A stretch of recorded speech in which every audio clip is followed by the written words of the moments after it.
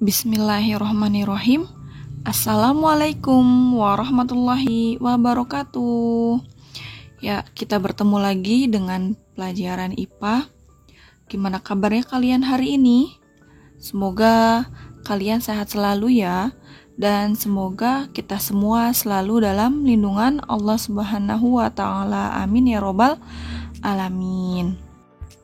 Sebelum belajar, Bu Ella minta kalian siapkan alat tulisnya dulu dan jangan lupa kalian sholat duha terlebih dahulu ya.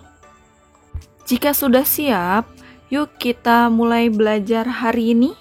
Untuk pelajaran IPA hari ini, kita akan belajar tentang rangkaian listrik campuran dan penggunaan rangkaian listrik seri dan paralel dalam kehidupan sehari-hari. Pada pertemuan sebelumnya, kalian telah mengetahui persamaan dan perbedaan antara rangkaian seri dan paralel. Nah, pada rangkaian seri ini memiliki satu aliran edar saja atau tanpa percabangan. Sedangkan pada rangkaian paralel memiliki lebih dari satu aliran edar atau bercabang.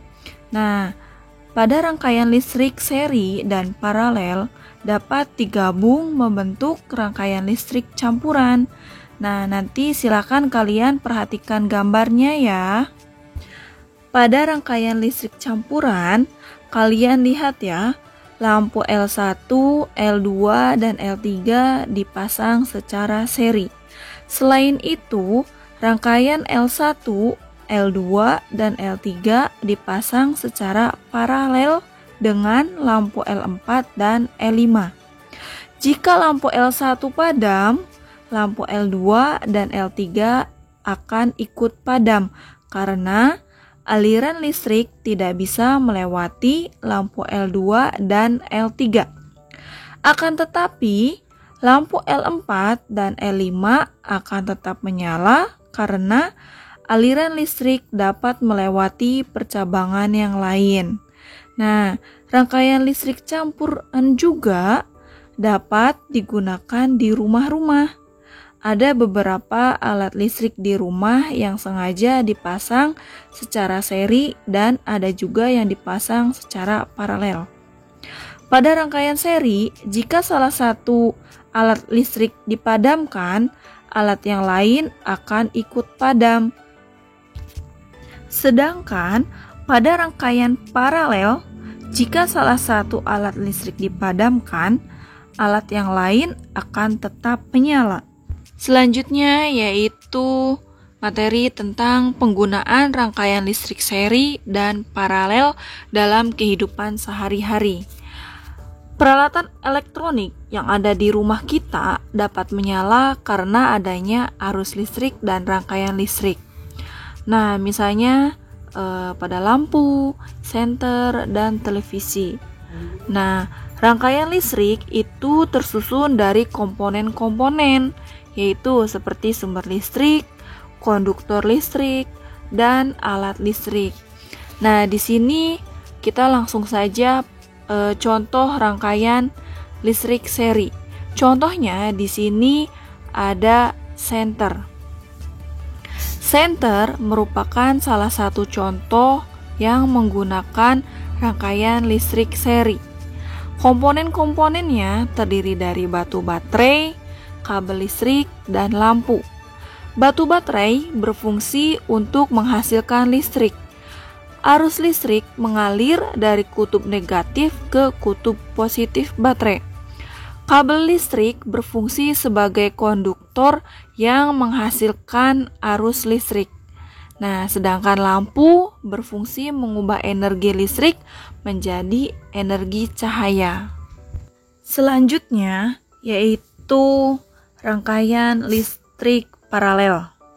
Nah, rangkaian paralel digunakan pada rangkaian listrik di rumah-rumah. Ketika salah satu lampu di ruangan rumahmu padam, lampu-lampu yang lain tidak akan ikut padam. Nah, biasanya rangkaian paralel juga dimanfaatkan pada lampu lalu lintas.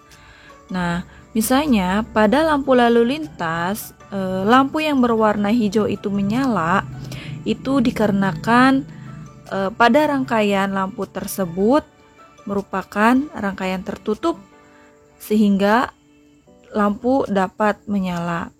Nah, jika lampu yang lainnya padam atau mati, berarti arus pada lampu tersebut tidak mengalir sehingga lampu tersebut mati. Ingat ya, soleh-solehah, apa yang kita pelajari itu sebenarnya ada semua dalam kehidupan sehari-hari. Dan seperti rangkaian listrik seri dan paralel ini kita sering jumpai, tapi kita tidak memahami contoh rangkaian listrik itu apa.